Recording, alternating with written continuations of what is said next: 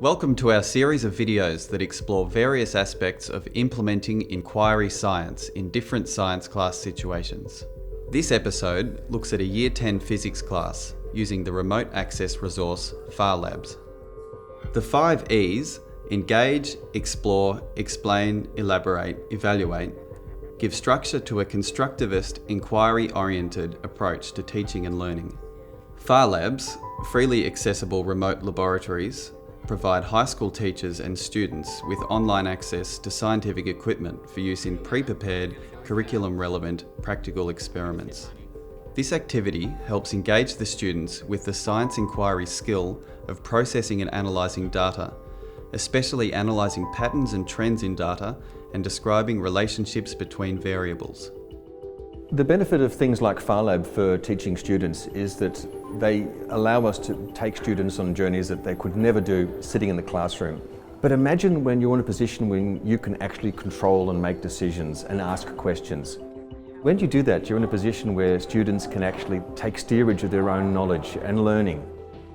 We've been experimenting with different types of radiation and checking which radiation is stronger, which one's not. We're using turntables from La Trobe University and we're experimenting with alpha, beta and gamma radiation so we can see the count that they give off when measured with the Geiger. Then we put an absorber in front of it like plastic, aluminium or lead or nothing, and we see what the count change is between them.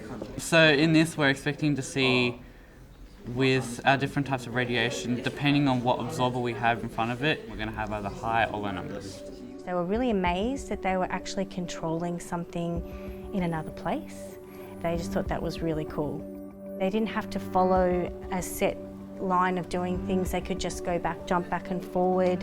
They could really use the resource that was there in a really meaningful way. Now you need to choose a different absorber. Yeah. And have a look when it's come around. So wait for it to come around. Down. So it's dropped down, isn't it? Yeah, To where's its range now? like around 10. So we figured that alpha radiation isn't as strong as gamma radiation is harder to contain. We're here in the Agora of La Trobe University, and I thought I'd show you where the experiments are physically located.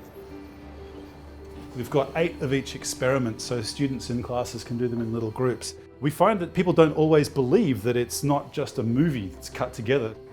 I'd have to emphasise that the learning is authentic. It's natural inquiry in the way that kids might ask questions, in the way they might explore a topic. You're going to see the benefits from that, the student ownership. Doing the experiment in person is a lot more interesting and fun than doing it on a program or watching a video. It's really cool that it's like when you're like pressing buttons, it's actually in a lab and it's doing it for you. Without FARLABS, it's going to be a lot thinner and flatter.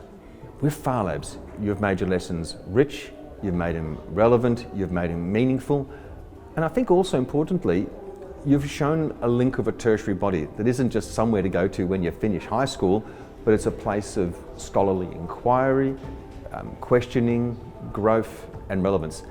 And maybe those students will think about following a career. Maybe they'll think about following up the discussions and papers.